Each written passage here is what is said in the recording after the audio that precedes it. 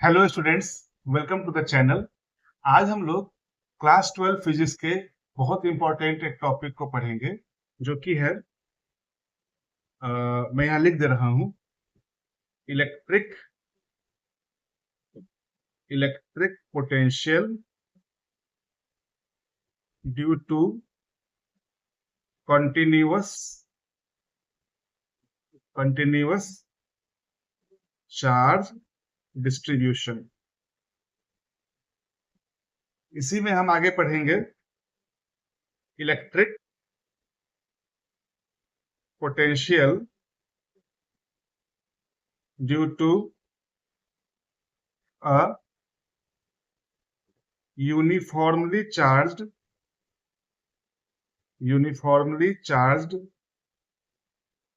thin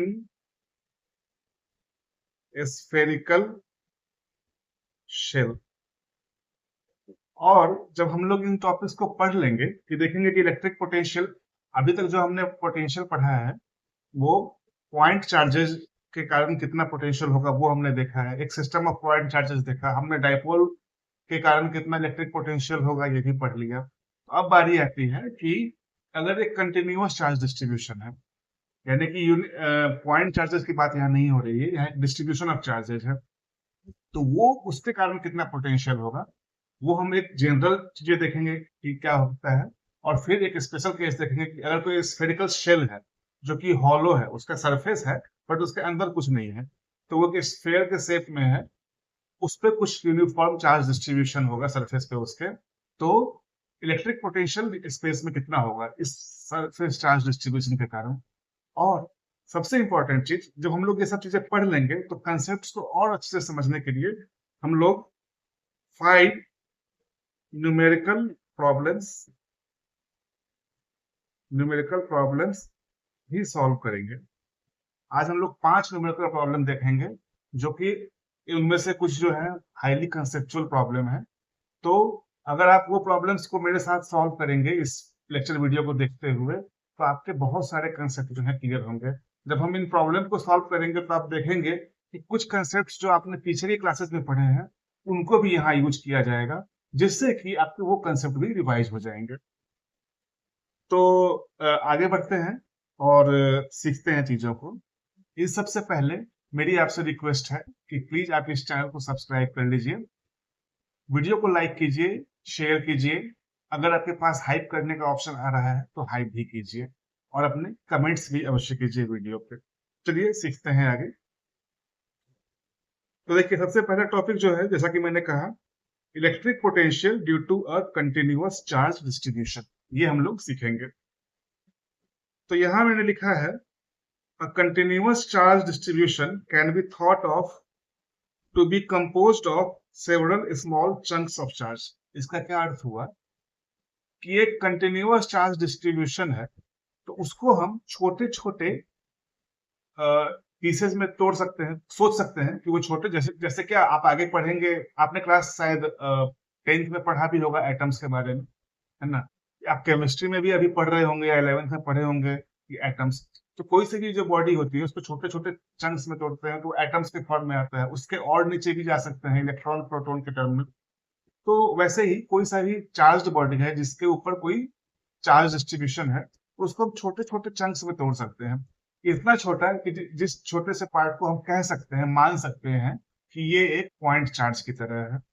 तो अगर हमें इस टोटल चार्ज डिस्ट्रीब्यूशन, जो कंटिन्यूअस चार्ज डिस्ट्रीब्यूशन है, उसके कारण अगर पोटेंशियल कहीं पे फाइंड आउट करना है तो हम क्या कर सकते हैं। हम ऐसे तो काफी डिफिकल्ट होगा, लेकिन हमने क्या किया है कि ये जो बॉडी है हमारी, जिसके ऊपर या जिसके अंदर चार्ज है, चार्ज डिस्ट्रीब्यूशन है, उसको चूंकि हमने बहुत छोटे छोटे टुकड़ों में तोड़ के हम सोच रहे हैं कि छोटे छोटे टुकड़े हैं, तो हर छोटा टुकड़ा जो है वो एक पॉइंट चार्ज की तरह एक्ट कर सकता है।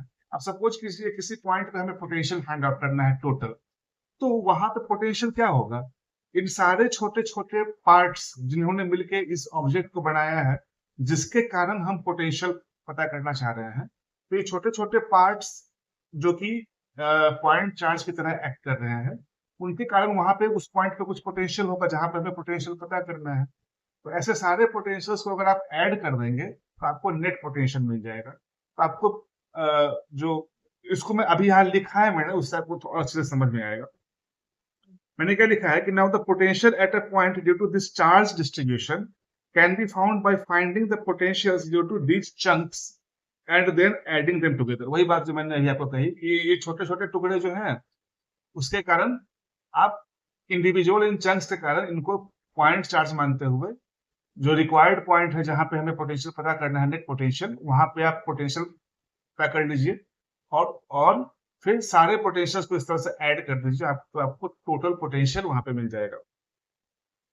तो जैसे कि एक मैं ड्राइंग करता हूं, मान लीजिए ये कोई चार्ज डिस्ट्रीब्यूशन है और हमें इस पॉइंट पे पता करना है पोटेंशियल। तो अभी तक मैंने क्या कहा है, ये चार्ज डिस्ट्रीब्यूशन है टोटल, तो इसको आप छोटे छोटे टुकड़ों में मान सकते हैं कि इतने छोटे छोटे टुकड़े हैं।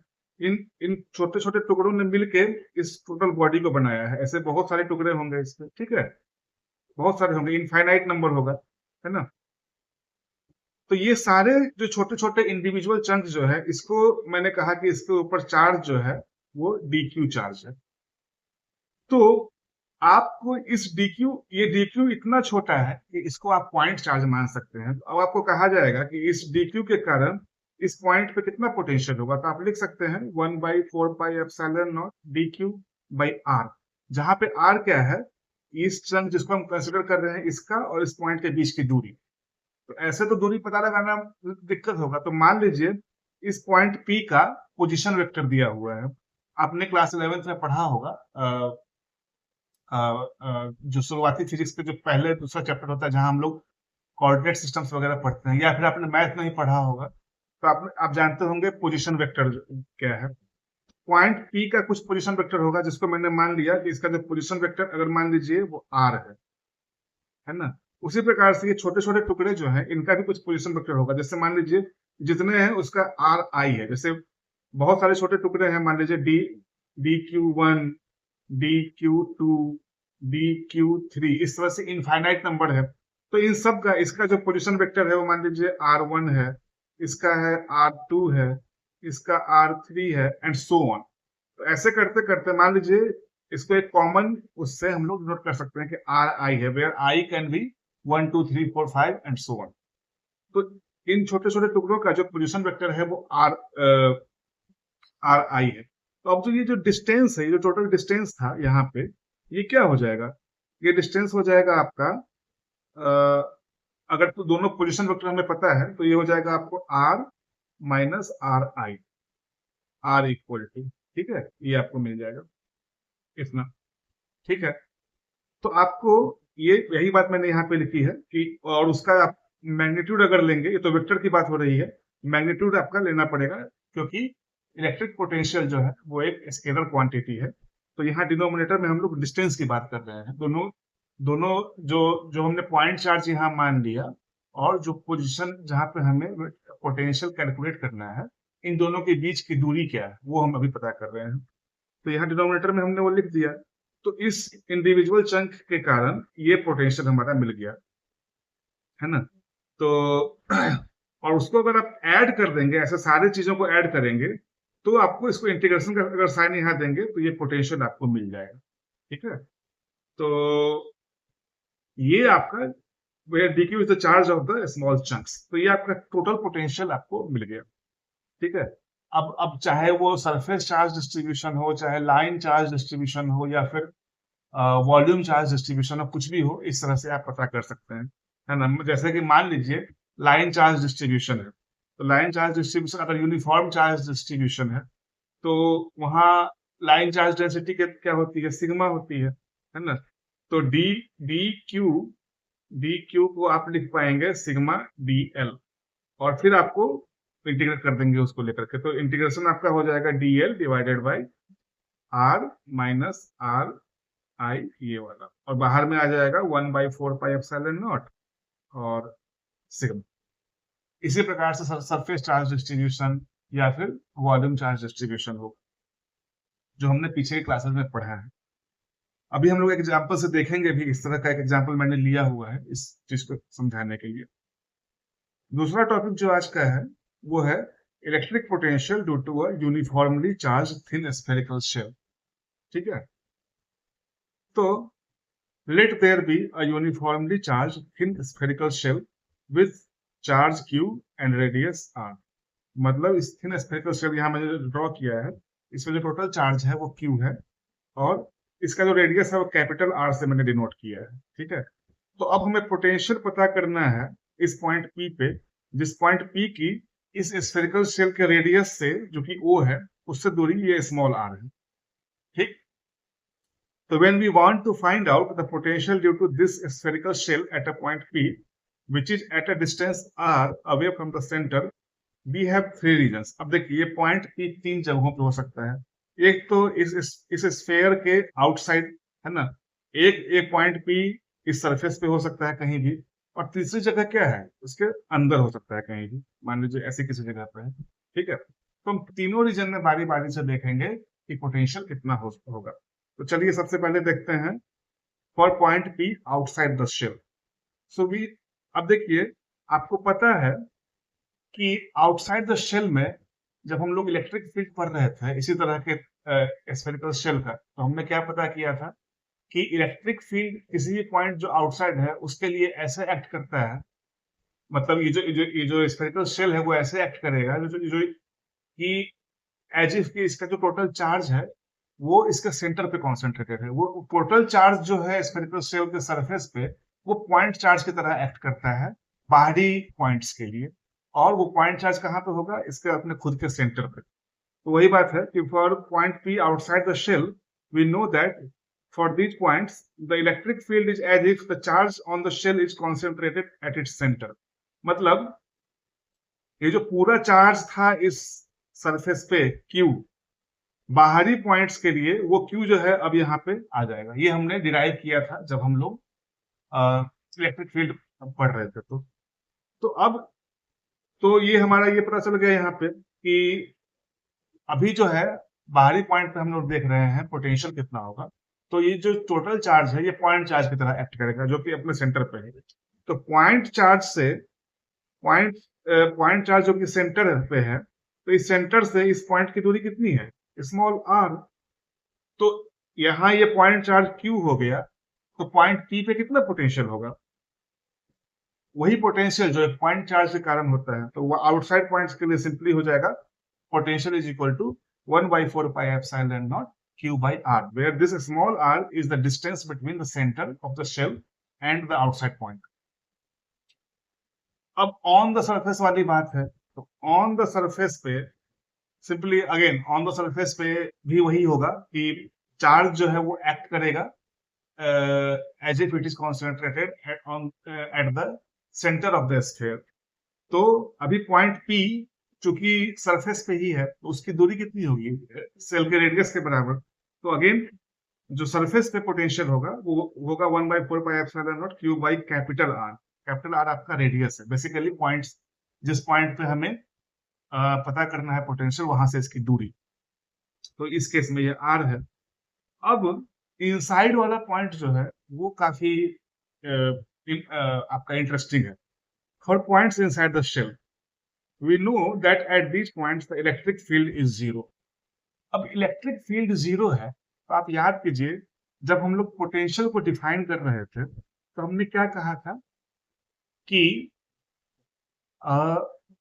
पोटेंशियल क्या होता है कि किसी पॉइंट पे अगर हमें पोटेंशियल पता करना है तो इनफाइनाइट पॉइंट से, इनफाइनाइटली फार अवे पॉइंट से एक टेस्ट चार्ज को लेकर के आएंगे और इस पॉइंट तक आने के लिए कितनी एनर्जी कितना वर्क डन किया गया वो हमें बताएगा कितना पोटेंशियल डिफरेंस था दोनों पॉइंट्स के बीच में। या फिर ऐसे कहें तो दो पॉइंट्स के बीच में जो पोटेंशियल डिफरेंस होगा वो इन दोनों पॉइंट्स के बीच में अगर हम टेस्ट चार्ज मूव कराएंगे तो कितना वर्क डन होगा उससे पता चलेगा हमें, work done per unit of test charge, है ना, वो होगा आपका पोटेंशियल डिफरेंस। तो अभी देखिए तो वर्क डन इस केस में चूंकि इलेक्ट्रिक फील्ड ही जीरो है तो उस पर तो कोई फोर्स लग नहीं रहा है। इलेक्ट्रिक फील्ड यहाँ पे जीरो है इनसाइड पॉइंट्स के लिए, तो कोई फोर्स लग ही नहीं रहा है। तो जब कोई फोर्स लग ही नहीं रहा है टेस्ट चार्ज पे तो कोई वर्क डन नहीं होगा, वो ऑटोमेटिकली मूव करेगा यहाँ से वहां। तो इसका मतलब इनसाइड पॉइंट्स में कोई पोटेंशियल डिफरेंस नहीं है। जब वर्क डन ही नहीं है, पोटेंशियल डिफरेंस क्या होता है? Work done per unit test charge.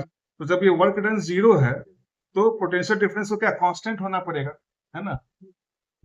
तो मतलब पोटेंशियल डिफरेंस को 0 होना पड़ेगा, क्योंकि देखिए इसको ऐसे लिखिए कि पोटेंशियल डिफरेंस हमने देखा था कि work done per unit test charge होता है, therefore work done will be q naught times delta we.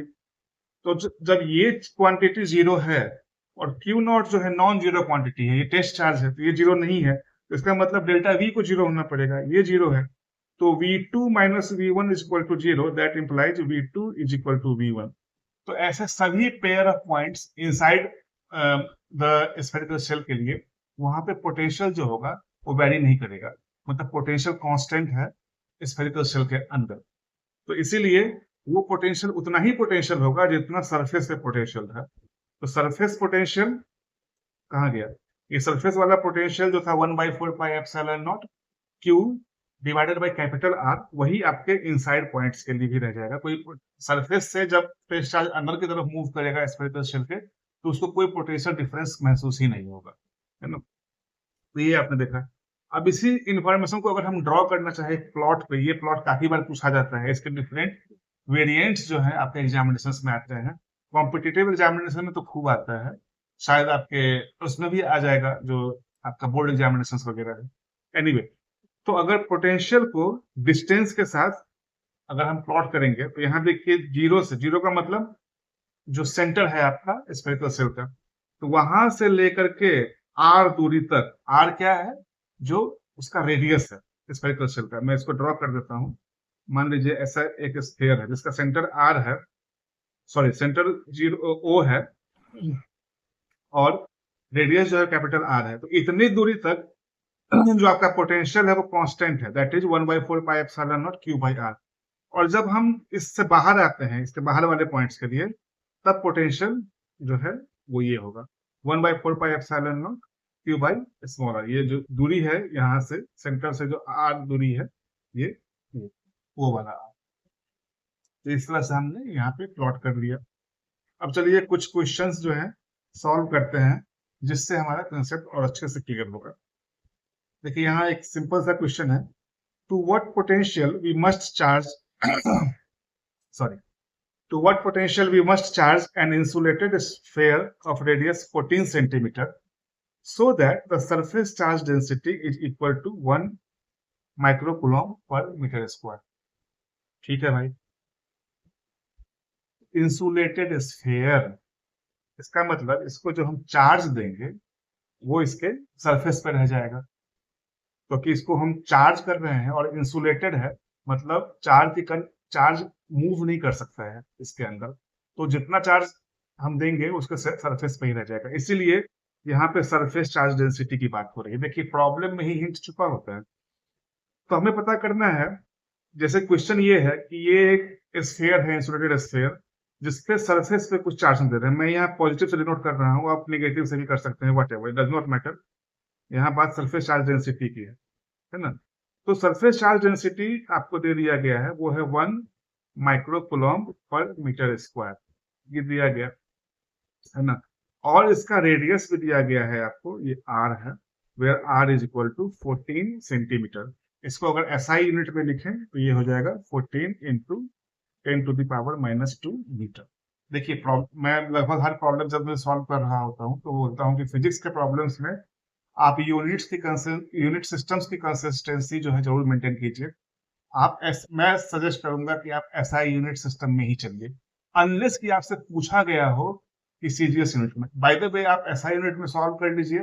अगर आपको फाइनल आंसर भी देना है CGS यूनिट में, तो पहले आप SI में सॉल्व कर लीजिए, जो भी वैल्यू आएगी उसको इन द एंड जो है आप CGS यूनिट में कन्वर्ट कर दीजिए। ये भी एक तरीका होता है, ठीक है ना? ये ज्यादा अच्छा तरीका है। बाय द वे आप एक आदत डेवलप कीजिए कि आप SI यूनिट्स में ही सॉल्व कर रहे हैं।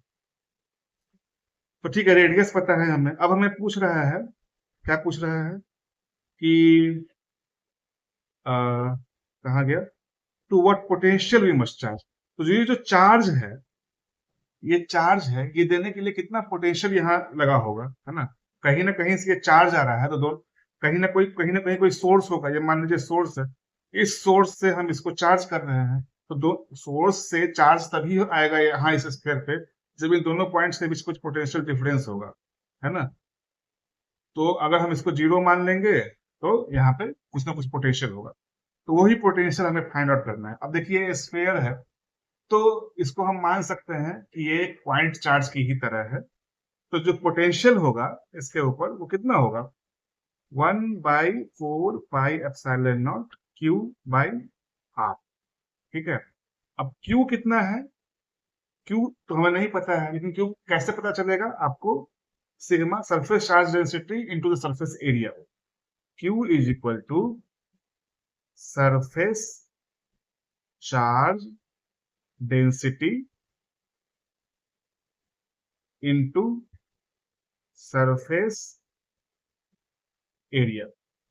इसीलिए ये जो हो जाएगा आपका 1/4 पाई एप्सिलॉन नॉट सिग्मा, और सरफेस एरिया एक स्फीयर का क्या होता है, 4 पाई r² और डिवाइडेड बाई r, तो खैर यहाँ है ये r और एक r यहाँ पे कैंसिल हो जाएगा, तो आपको जो पोटेंशियल मिलेगा वो होगा 1/4 pi epsilon naught sigma into 4 पाई r। अब सारे वैल्यू डाल दीजिए आप, 1/4 पाई एप्सिलॉन नॉट कितना होता है, 9 इंटू 10⁹9। सिग्मा आपको दे रखा है 1 माइक्रो कूलम्ब पर मीटर स्क्वायर, तो 1 इंटू 10⁻⁻6 माइक्रो कूलम्ब का मतलब 10⁻⁻6 हो गया। 4 पाई r, 4 पाई कितना होगा, देखिए पाई को मैं 3.14 लिख सकता हूँ या 22/7 भी लिख सकता हूँ। मैं यहाँ 22/7 लिखूंगा क्योंकि ये मेरा कैंसिल करने में हेल्प करेगा, क्योंकि r जो है यहाँ पे, r यहाँ दिया हुआ है 14 सेंटीमीटर, तो अगर मैं 14 यहाँ लिखता हूँ तो नीचे वाला डिनोमिनेटर का जो 7 है वो कैंसिल आउट हो जाएगा, तो 14 इंटू 10⁻⁻2 ऐसा है यूनिट में। अब कैंसिल कर लीजिए, 7 से 2 टाइम्स हो गया, आपको जो फाइनली मिलेगा पोटेंशियल वो मिलेगा 9 इंटू 4 इंटू 22 इंटू 2, और ये 10⁻9 है, और ये तो ये हो जाएगा 10⁻9 इंटू 10⁻−8, ये देखिए 10⁻−6 है और 10⁻−2 है, तो ये मिला करके हो जाएगा 10⁻−8। आपको इसको अगर मल्टीप्लाई करेंगे तो आप कर लीजिए कितना होगा, मैं सिंप्लीफाई करने के लिए लिख रहा हूँ 36 इंटू 44 इंटू 10 10, है ना, ये चीज 10 हो जाएगा, है ना, इतना वोल्ट। आप कर लीजिएगा, मैं यहाँ कर देता हूँ। देखिए मैं आपको यहाँ ट्रिक्स बताने नहीं आया हूँ कि कितना फास्टली सॉल्व करेंगे, मैं पूरा प्रोसेस से ही जाता हूँ। तो प्रोसेस से आप जाएंगे तो इसको मल्टीप्लाई कर लीजिए, नॉर्मल जो हमने पढ़ा है नीचे ही क्लासेस में। 36 इंटू 4 ये कितना होगा, 144, और 144 यहाँ भी, तो ये आपका टोटल आ जाएगा 15840 वोल्ट, यही आपका आंसर है। तो टोटल पोटेंशियल जो होगा दैट विल बी 15,840 वोल्ट। ठीक है, इस प्रकार से हमने सॉल्व कर लिया इस क्वेश्चन को। अब चलिए आगे देखते हैं अगला question. A charge of 24 microcoulomb is given to a hollow metallic sphere of radius 0.2 meter. Find the potential at the surface of the sphere. Find the potential at the surface of the sphere. और एक दूसरा भी है, at a distance of 0.1 centimetre from the center of the sphere. चलिए हम लोग पहला वाला सॉल्व करते हैं। तो देखिए ये क्या है, हॉलो मेटेलिक स्फेयर। तो हमारा अभी हमने जैसे सेकेंड वाला टॉपिक पढ़ा था वो वाला केस आ गया। तो सरफेस पे कितना पोटेंशियल होता था, 1/4 pi epsilon naught q, q भी यहाँ पे दिया हुआ है 24 microcoulomb, divided by r, r यहाँ सेंटर, अगर सरफेस की बात हो रही है तो जो आर होगा वो हॉलो स्फीयर का रेडियस हो जाएगा। तो देखिए 1 में v इज इक्वल टू, मैं लिखता हूँ 1/4 pi epsilon naught q by r is equal to 9 into 10⁻9, q कितना है 24 माइक्रोकूलम, 24 माइक्रोकूलम का मतलब 10⁻⁻6, और आर कितना है आपका 0.2 मीटर, 0.2 मीटर, सिंपल हो गया ये यहाँ से 120 टाइम्स कैंसिल हो जाएगा, आपको मिलेगा यहाँ पे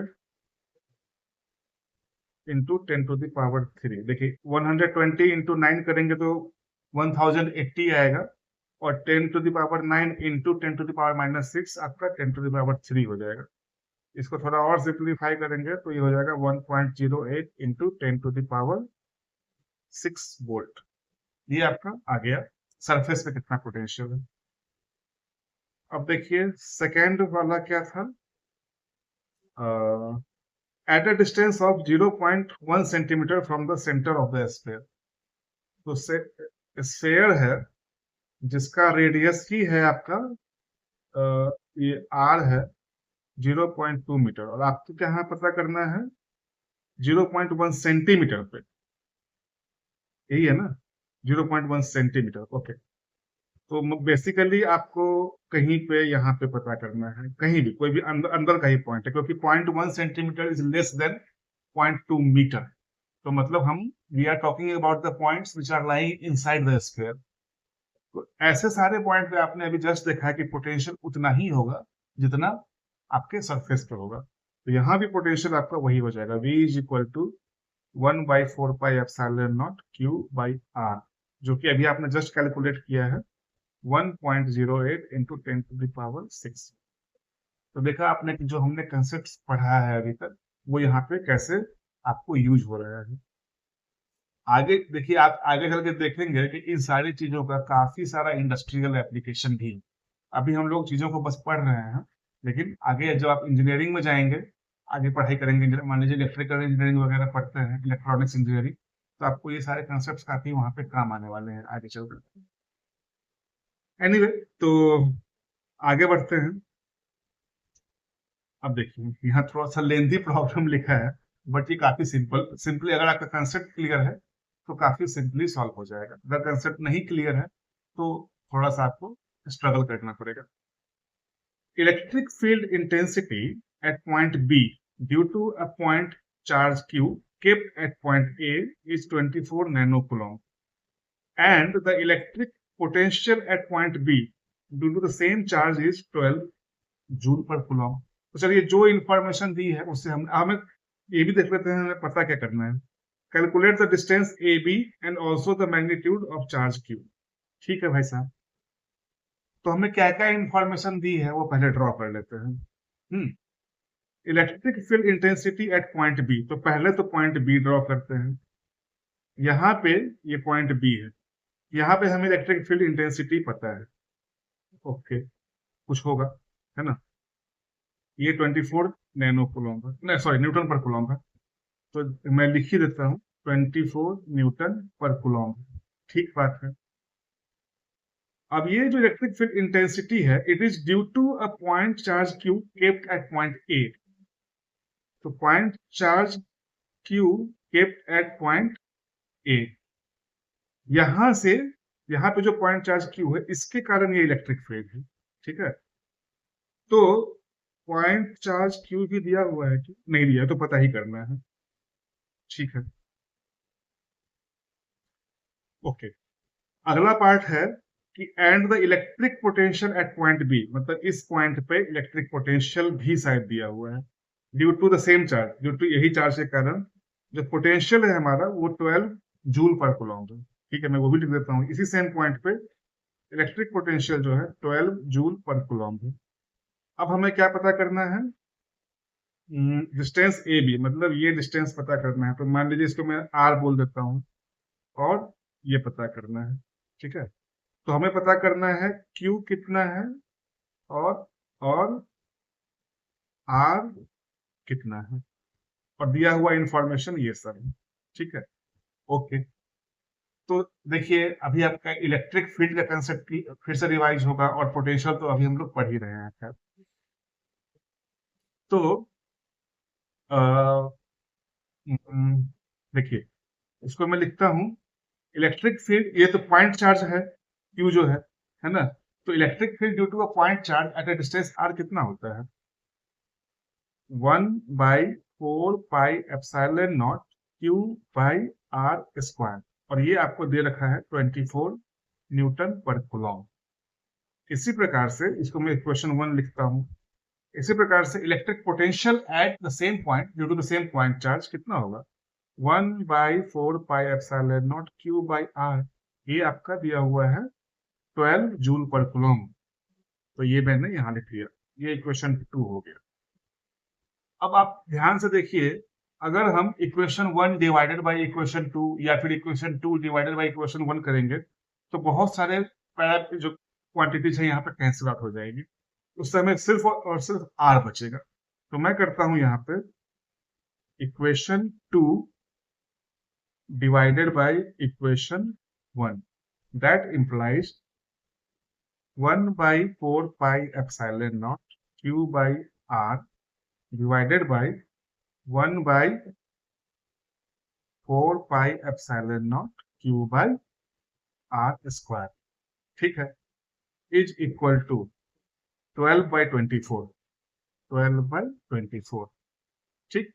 अब देखिए ये कैंसिल हो जाएगा, ये Q और ये कैंसिल हो जाएगा, ये R और एक R भी कैंसिल हो जाएगा। तो हमारा बचेगा that implies R is equal to 12/24 is equal to 1/2 is equal to 0.5 metre. आपको ये डिस्टेंस तो मिल गया, ये डिस्टेंस आपने पता कर दिया, ये वैल्यू आपने पता कर ली, ये आ गया आपका 0.5 मीटर, ठीक है, ये हमने कैलकुलेट कर लिया। अब हमें पॉइंट चार्ज क्यू भी पता करना है। तो पॉइंट चार्ज क्यू पता करने के लिए इक्वेशन 1 या इक्वेशन 2 कोई भी एक यूज कर लेंगे। आपको सारी वैल्यूज पता ही है, बस क्यू पता करना पड़ेगा, वो हो जाएगा। तो मैं लिखता हूं, मैं इक्वेशन 2 यूज कर रहा हूं, पोटेंशियल वाला। तो यहां मैं लिख रहा हूं 1/4πε0 क्यू बाई आर, अभी हमने जस्ट पता किया है 0.5 इज इक्वल टू 12, यही था ना इक्वेशन 2 में, हाँ 12। तो ये हो जाएगा 9 into 10⁻9 into q by 0.5 is equal to 12। यहाँ पे लिखता हूं दैट इम्प्लाइज, ये देखिए ये यहाँ पे 9 डिवाइडेड बाई 0.5 कितना हो जाएगा, 18, राइट। तो ये हो जाएगा sorry 18 into 10⁻9 cube equal to 12। That implies, दोनों साइड अगर आप डिवाइड कर देंगे 18 इंटू 10⁻9 से, तो आपको मिल जाएगा Q equal to 12/18 into 10⁻9 is equal to 2/3 into 10⁻9 is equal to 0.67 into 10⁻9 coulomb. और थोड़ा सा और इसको करके लिख सकते हैं 6.7 इंटू 10⁻, सॉरी ये -9 होगा, आई एम सॉरी, ये -9 होगा, तो -10 कूलम क्यूब, देयरफॉर। तो आपको ये भी पता चल गया है ना, यानी कि ये है 6.7 इंटू 10⁻−10 कूलम। इस तरह से इस कॉम्प्लिकेटेड से दिखने वाले प्रॉब्लम को हमने काफी इजीली सॉल्व कर लिया यहाँ पे। अब चलिए आगे बढ़ते हैं और अगला क्वेश्चन देखते हैं। 27 drops of same size are charged at 220 volt each. Okay, they combine to form a bigger drop. Calculate the potential of the bigger drop. Okay, तो हमें potential of the bigger drop पता करना है। तो मैं लिखता हूं let the radius of the bigger drop be r and the charge on it be Q. So therefore potential of the bigger drop V big में लिखता हूं, ठीक है। ये हो जाएगा आपका 1/4πε0 Q by R। इतनी बात ठीक है। इसी प्रकार से जो स्मॉल वाला ड्रॉप्स थे हमारे, छोटे छोटे ड्रॉप्स की जो बात हो रही है, वो सेम साइज के थे सारे के सारे, तो उनके कारण अच्छा पोटेंशियल दिया भी हुआ है कि ईच सच ड्रॉप्स जो थे वो 220 वोल्ट के थे। तो ये तो हमें पता है बात। तो मैं यहाँ लिखता हूँ v small is equal to 1/4πε0। मैंने मान लिया कि इसके ऊपर चार्ज स्मॉल q है और इन सारे छोटे ड्रॉप्स का जो रेडियस है वो स्मॉल r है ना। ये आपको दिया भी हुआ है 220 वोल्ट। आपको ये पता करना है। तो कैसे पता लगेगा? अगर हमें Q और ये Q, कैपिटल Q और कैपिटल R पता लग जाए तो हमारा काम तो हो जाएगा, लेकिन हमारे पास दिया हुआ इंफॉर्मेशन इतना ही है। लेकिन और भी इंफॉर्मेशन है। और क्या इंफॉर्मेशन है, इसके लिए हम प्रॉब्लम में जाते हैं। 27 drops of same size are charged at 220 volt each। तो छोटे छोटे वाले ड्रॉप्स हैं, वैसे हम 27 ड्रॉप लेते हैं। They combine to form a bigger drop. यही पे पॉइंट है। अब देखिए, जो छोटे छोटे ड्रॉप्स थे 27, वो जब कंबाइंड होके एक ड्रॉप बना रहे हैं तो आइडियली इसमें हमारा एजम्पशन ये होगा कि वॉल्यूम सेम रहेगा। मतलब 27 छोटे छोटे ड्रॉप्स को मिलाकर के जो वॉल्यूम था टोटल, उतना ही वॉल्यूम होगा उस एक बड़े वाले ड्रॉप का। इसमें वॉल्यूम का लॉस नहीं होना है हमारा, ठीक है। तो वो हम करेंगे। तो 27 छोटे छोटे, देखिए छोटे वाले ड्रॉप भी स्फेरिकल है और बड़े वाले ड्रॉप भी स्फेरिकल है। स्फेयर का वॉल्यूम कितना होता है? 4/3πr³। जहाँ पे आर स्फेयर का रेडियस है, तो छोटे वाले का कितना हो जाएगा? 4/3πr³। इसको जब हम 27 से मल्टीप्लाई करेंगे तो ये बराबर हो जाएगा 4/3πr³ के, ठीक है। क्योंकि इतना ही ये 27 छोटे छोटे स्फेयर ने मिलकर एक बड़ा स्फेयर बनाया है, तो वॉल्यूम दोनों का सेम रहना है। अब इसमें देखिए 4/3 और 4/3 कैंसिल हो जाएगा, पाई और पाई कैंसिल हो जाएगा। आपके पास बचेगा that implies r/r³ is equal to 27। That implies r/r is equal to 3। 27 क्या है? 3 का क्यूब है। Therefore r is equal to 3r। ये एक रिलेशन मिला आपको, इसको हम लोग यहाँ पे यूज करने वाले हैं। कहाँ गया वो रिलेशन? इस वाले में पुट करेंगे तो ये कैपिटल आर स्मॉल आर के टर्म में रिप्रेजेंट हो जाएगा। अब क्यू को देखिए। अब क्यू में याद कीजिए कंजर्वेशन ऑफ चार्ज होता है कि चार्ज जो है, यहाँ पे चार्ज का लॉस नहीं होगा।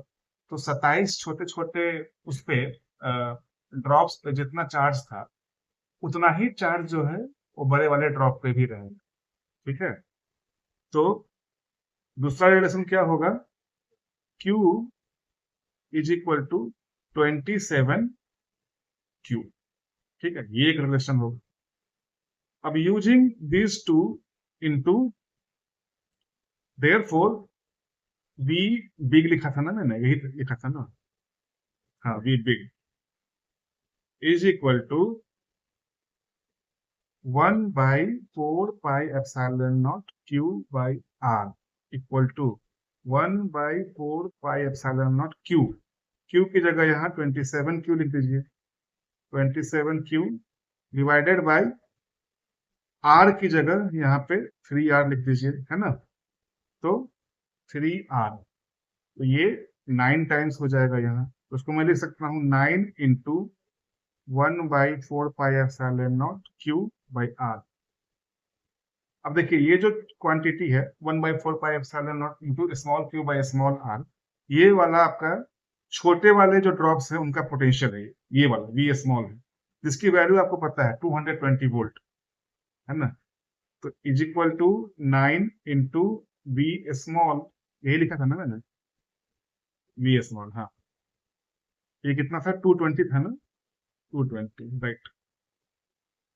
Is equal to 9 into 220 is equal to, ये कितना हो जाएगा? कितना वोल्ट? देयरफॉर V बिग आपने कैलकुलेट यहाँ कर लिया। आपको यहाँ मैथमेटिक्स कंसेप्ट की जरूरत पड़ी। आपको फिजिक्स तो हम लोग पढ़ ही रहे हैं, छोटा मोटा कैलकुलेशन किया और आपका प्रॉब्लम सॉल्व हो गया। तो फिजिक्स में कभी कई बार प्रॉब्लम्स काफी बड़े बड़े लिखे होते हैं, बट उनको देख के घबराना नहीं होता है। आप अगर कंसेप्ट पे आपने पकड़ मजबूत बना के रखी है, जो कि न्यूमेरिकल सॉल्व करने से होगा, मैं बार बार कह रहा हूँ, तो आपका प्रॉब्लम्स काफी इजीली सॉल्व हो जाएंगे, है ना। ये हमने इजीली सॉल्व कर लिया। तो मैंने सही लिखा है ना, 9 इंटू 22 कितना होगा? हाँ ये ठीक, ये पता कर लिया। अब देखिए एक और क्वेश्चन देखिए। A metal wire is bent in a circle of radius 10 centimetre. It is given a charge of 200 microcoulomb which spreads on it uniformly। तो जो हमने पहला टॉपिक आज पढ़ा है यूनिफॉर्म चार्ज डिस्ट्रीब्यूशन के कारण का वाला टॉपिक, वो अभी यूज हो जाएगा यहाँ पे। Calculate the electric potential eight its centre. देखिए एक मेटल वायर है, उसको हमने एक सर्किल में बेंड कर दिया, तो हमें इसके सेंटर पे पोटेंशियल पता करना है। इंफॉर्मेशन क्या क्या दी हुई है, इसका रेडियस 10 सेंटीमीटर है, तो ये आर है, वेयर आर इज 10 सेंटीमीटर। मैं इसको एसआई यूनिट में पहले ही लिख लेता हूं ताकि कंफ्यूजन ना हो। 10 इंटू 10⁻⁻2 मीटर, यही वाली वैल्यू हम लोग यूज करेंगे फॉर्मूला में। ठीक है, तो क्वेश्चन है कि यहाँ पे हमें पोटेंशियल पता करना है। ठीक है, तो देखिए हमने अभी क्या देखा देखा था कि अगर, हाँ जो चार्ज था हमारा वो भी दिया है ना, हाँ टोटल चार्ज है 200 माइक्रोकूलम। तो टोटल चार्ज है 200 microcoulomb is equal to 200 into 10⁻⁻6 coulomb. ये टोटल चार्ज जो है, मैं इसको पॉजिटिव मान रहा हूं, आप नेगेटिव मान के भी चलेंगे तो ये प्रॉब्लम के ट्रीटमेंट पर अंतर नहीं पड़ेगा। ठीक है, तो मैं पॉजिटिव मान के चल रहा हूँ। इसका ये चार्ज है इस मेटल वायर में, है ना, 200 माइक्रोकूलम। अब इसमें ये यूनिफॉर्मली स्प्रेड है, तो हम क्या कर सकते हैं, इतना छोटा सा एक टुकड़ा लेंगे, इसके ऊपर चार्ज मान लेंगे हम लोग डी क्यू है, जो कि एक पॉइंट चार्ज के फॉर्म में होगा। अब इस पॉइंट चार्ज के कारण हमको इस पॉइंट पे कितना पोटेंशियल है वो पता चल जाएगा, है ना। तो मैं लिखता हूं potential at the centre, at the centre due to D Q. अब डी क्यू को हमने मान लिया है कि ये इतना छोटा है कि जिसको हम एक पॉइंट चार्ज मान सकते हैं, जिसकी इसकी भी दूरी यहाँ से, ये तो सर्किल के ऊपर है तो इसकी भी दूरी आर ही होगी, है ना। Is D V, D V, ये भी यहाँ वॉल्यूम वाला नहीं है, ये पोटेंशियल वाला भी है, is equal to D V is equal to 1/4πε0 D Q by are. ठीक है, अब इसी तरह के इनफाइनाइट नंबर ऑफ छोटे छोटे चंक्स जो होंगे, यही मिलके तो ये आपका मेटल वायर बना है। ये ऐसे बहुत सारे डी क्यू होंगे, उन सारे डी क्यू के कारण कुछ ना कुछ यहाँ पोटेंशियल होगा। उन सारे पोटेंशियल्स को आप डीवी से डिनोट कर सकते हैं। सबको अगर ऐड करेंगे हम लोग तो आपका टोटल पोटेंशियल मिल जाएगा। अब इस तरह के केसेस में जहां पे इनफाइनाइट नंबर ऑफ चंक्स में आपने डिवाइड किया है, तो जो एडिशन है वो समेशन के बजाय जो है वो इंटीग्रेशन में बदल जाता है ना। तो यहाँ आपका therefore total potential, total potential at the centre, at the centre is b equal to integral dv। इसको इंटीग्रेट कर देंगे तो मैं लिखता हूं यहाँ पे इंटीग्रल 1/4πε0 dq बाई r। अब देखिए इस जो फंक्शन को हमें इंटीग्रेट करना है टोटल को, इसमें 1/4πε0 ये कांस्टेंट है, ये r जो है ये भी कांस्टेंट है, तो कांस्टेंट वाले टर्म तो बाहर आ जाएंगे आपके, है ना। तो ये हो जाएगा 1/4πε0 इंटू 1/r और इंटीग्रल डी क्यू। अब डी क्यू जो है, चार्ज जो है वो 0 से लेकर के क्यू की लिमिट है, टोटल चार्ज तो क्यू ही है ना। तो therefore is equal to 1/4πε0 1/r into Q. D Q का इंटीग्रल क्यू होगा और दोनों लिमिट्स की वैल्यू जब डालेंगे तो आपको क्यू मिल जाएगा। तो ये सिंपली हो गया 1/4πε0 क्यू बाई आर। और क्यू भी पता है, आर भी पता है, यहाँ डाल दीजिए। सो ओके, मैं वैल्यू फिर लिख रहा हूँ, 1/4πε0 हो जाएगा 9 इंटू 10⁻9। क्यू कितना है, क्यू है 200 माइक्रोकूलम, तो 200 इंटू 10 ये कंफ्यूजन हो जाएगा। 200 इंटू 10⁻⁻6 और आर कितना था रेडियस, 10 सेंटीमीटर था ना, 10 सेंटीमीटर मतलब 10 इंटू 10⁻⁻2, 10 इंटू 10⁻⁻2, ये देखिए ये 20 हो जाएगा। तो 180 इंटू 10⁻, ये 10⁻⁻2 ऊपर जाएगा तो ऐड हो जाएगा, तो 10⁻5 ये वोल्ट। या फिर इसको लिख सकते हैं 1.8 into 10⁻7 volt. Therefore V potential लिख देता हूं, therefore potential at the centre of the metal wire is V equal to 1.80 into 10⁻7 volt. ये आ गया आपका ये आंसर। तो इस तरह से हमने प्रॉब्लम्स को सॉल्व किया। आई थिंक हमने 5 प्रॉब्लम्स को सॉल्व किया है आज, जैसा कि मैंने शुरू में कहा था। तो अभी तक तो मैं शायद बहुत बार कह चुका होऊंगा, आपने देखा ही होगा इन वीडियोस में कि फिजिक्स को पढ़ने का सबसे अच्छा तरीका जो होता है वो थ्योरी पढ़ना और साथ में न्यूमेरिकल्स करते जाना है, जिससे आपका थ्योरेटिकल कंसेप्ट एकदम से सॉलिडिफाई हो जाएगा आपके मन के अंदर, है ना। जितने ज्यादा आप न्यूमेरिकल्स करेंगे उतने ज्यादा आपके कंसेप्ट्स क्लियर होते जाएंगे और आप भूलेंगे नहीं चीजों को। तो इसलिए मैं कोशिश करता हूँ कि हर एक जो थ्योरेटिकल क्लास है, मेरा थ्योरेटिकल लेक्चर है जिसमें मैं थ्योरी एक्सप्लेन करता हूँ, उसमें मैं न्यूमेरिकल प्रॉब्लम भी सॉल्व करूँ। और इसके अलावा से जैसा कि आपने देखा होगा कि मैं अभी एक प्रॉब्लम की अलग से सीरीज भी चला रहा हूँ, जहाँ पे मैं सिर्फ प्रॉब्लम सॉल्व करता हूँ उस वाले लेक्चर वीडियो में। तो वो भी आप जरूर देखिए, आपके बहुत सारे कंसेप्ट क्लियर होंगे। मैं उस वीडियो में बोलता भी हूँ कि जैसे जैसे हम इन टॉपिक्स को यहाँ कवर करते जा रहे हैं, उस वाले सीरीज में मैं क्या करता जा रहा हूँ कि पीछे के जो टॉपिक्स हम कर चुके हैं और अभी जो टॉपिक कर रहे हैं, इन सबको मिला करके मैं न्यूमेरिकल्स वहां पे लेकर के आता हूँ और सॉल्व करता हूँ।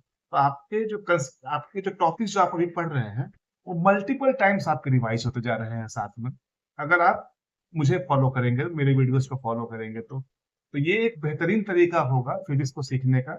आपके एग्जाम टाइम पे प्रेशर आपका काफी कम हो जाएगा, क्योंकि आप एग्जाम आते जाते मल्टीपल टाइम आप रिवाइज कर चुके रहेंगे, है ना। तो इन टॉपिक्स को के लिए आपको अलग से समय निकाल के बैठ के रिवाइज करने की आवश्यकता नहीं पड़ेगी। अगर आप ये प्रॉब्लम साथ में करते जाएंगे डेली 1 2 3, जैसे जैसे आपकी क्षमता बढ़ती जाए, शुरुआत आप एक प्रॉब्लम से कीजिए, चाहे कुछ भी हो जाए। आप एक डिसाइड कर लीजिए कि चाहे कुछ भी हो जाए, मैं आज एक प्रॉब्लम तो फिजिक्स का सॉल्व करके ही रहूंगा, चाहे जो भी हो जाए। अगर आप ये कर देंगे तो आपकी एक कंसिस्टेंसी बन जाएगी। आप कह सकते हैं कि एक प्रॉब्लम से क्या होगा, बात यहाँ एक प्रॉब्लम की नहीं है दोस्त, बात यहाँ है एक आदत बनाने की, एक हैबिट बनाने की, एक पॉजिटिव हैबिट बनाने की। अगर आप एक एक प्रॉब्लम डेली सॉल्व करने की हैबिट बना लेते हैं और इसको आप अगर 1 महीना भी फॉलो करते हैं, तो नेचुरली फिर आपका जो कैपेसिटी है वो डेवलप हो जाएगी कि आप अब ट्राई कर सकते हैं कि मैं डेली 2 प्रॉब्लम सॉल्व करूंगा, है ना। तो फिर ऐसे करके धीरे धीरे आप प्रोग्रेस करेंगे। तो जब आपका एग्जाम आएगा, मान लीजिए जब आप अगर आप जेई मेन के एस्पिरेंट हैं या नीट के भी एस्पिरेंट हैं या कोई भी कॉम्पिटिटिव एग्जामिनेशन के एस्पिरेंट है, या फिर फॉर दैट मैटर आप बोर्ड एग्जाम की ही तैयारी कर रहे हैं, तो भी एग्जाम का समय आते आते आप इस लेवल पे रहेंगे कि आप डेली 10-10 प्रॉब्लम सॉल्व कर रहे हैं, 20-20 प्रॉब्लम सॉल्व कर रहे हैं। वो भी समय आएगा आपके जीवन में, है ना। और यही काम मैं तो कहूंगा कि आप केमिस्ट्री में भी कीजिए, मैथमेटिक्स में भी कीजिए। बायोलॉजी का मैं नहीं जानता हूँ उसमें क्या, मैंने नहीं पढ़ा है बायोलॉजी 10th के बाद, तो मैं नहीं जानता हूँ। आप ही जानेंगे कि अगर आप बायोलॉजी के स्टूडेंट हैं तो उसमें न्यूमेरिकल्स वगैरह शायद नहीं होते होंगे, मैं नहीं जानता हूँ। बट पॉइंट यहाँ ये है कि आप शुरुआत कीजिए धीमा धीमा, एक एक प्रॉब्लम सॉल्व करने का हर सब्जेक्ट से डेली। अगर आप 5 सब्जेक्ट पढ़ रहे हैं तो डेली आप 5 प्रॉब्लम सॉल्व कीजिए, एक एक प्रॉब्लम हर सब्जेक्ट का। ये आप एकदम रूटीन बना ही लीजिए, कंठस्थ कर लीजिए इस बात को कि मुझे करना ही है, चाहे मैं कितना भी थका हुआ हूँ, मुझे नींद आ रही है, चाहे कोई भी बात हो। आप घर आके स्कूल से या अपने कोचिंग जहाँ आप पढ़ते हैं वहां से आके आप एटलीस्ट एक एक प्रॉब्लम हर सब्जेक्ट का डेली सॉल्व करेंगे, है ना। अगर आप बोर्ड के स्टूडेंट हैं, तो अगर आप ड्रॉपर हैं और आप सिर्फ कंपटीशन की तैयारी कर रहे हैं, तो पीसीएम के केस में फिजिक्स केमिस्ट्री मैथ, और पीसीबी के केस में फिजिक्स केमिस्ट्री बायोलॉजी। तो इन सबके एक एक प्रॉब्लम्स डेली यहाँ से आप शुरुआत कीजिए और धीरे धीरे उस कैपेसिटी को बढ़ाइए। एक महीना तक आप ऐसा ही कीजिए, अगले महीने आप 2-2 प्रॉब्लम सॉल्व कीजिए, उसके अगले महीने आप डेली 4-4 प्रॉब्लम सॉल्व कीजिए। तो ये एक अच्छा खासा आपका प्रैक्टिस हो जाएगा।